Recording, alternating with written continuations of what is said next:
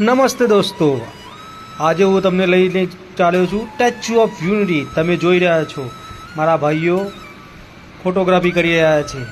જોઈ લો તમે, છે ને મજાનું લોકેશન. અને હું પણ આવી ગયો.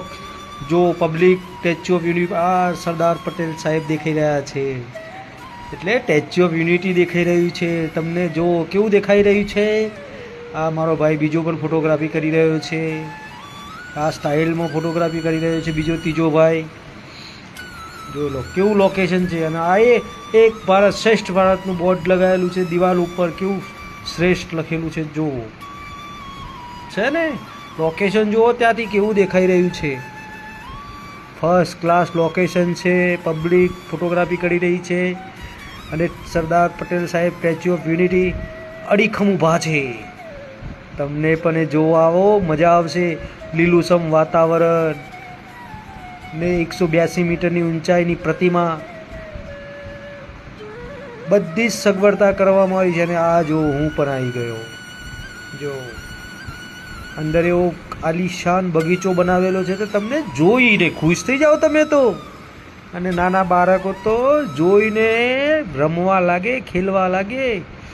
જો અહીંયા જ્યારે રાત્રે, હા સામે તમને દેખાઈ રહ્યું છે સ્ટેચ્યુ ઓફ યુનિટી. ડુંગરા ઉપર લખેલું છે, જોઈ લો. નદીની પેલી કિનારે લખેલું છે સ્ટેચ્યુ ઓફ યુનિટી.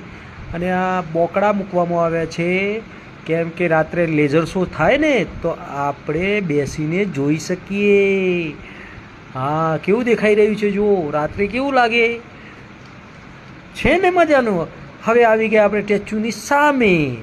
હવે અહીંથી આપણે ચાલતું ચાલતું જવાનું છે સ્ટેચ્યુ તરફ. જો સામે છે, બંને સાઈડ આપણને તકલીફ ના પડે એટલા માટે લીપો ગોઠવવામાં આવી છે. જ્યાં ત્યાં આપણે ઊભું રહેવાનું, સીધા આપણે લીપ ત્યાં લઈ જાય સ્ટેચ્યુની નજીક. જુઓ તમને બતાવી રહ્યો છું બધી પર. જો મારા ભાઈઓ ઊભા છે, જુઓ એ લીપ ઉપર જ ઊભા છે. કેવા ઊભા રહે છે, લીપ ચાલે છે. અને હું પણ આવી ગયો. કેવું છે, મજાનું છે ને. હા હું ગીત ગાઈ રહ્યો છું. હવે ધીરે ધીરે હું પણ સ્ટેચ્યુની નજીક જઈ રહ્યો છું.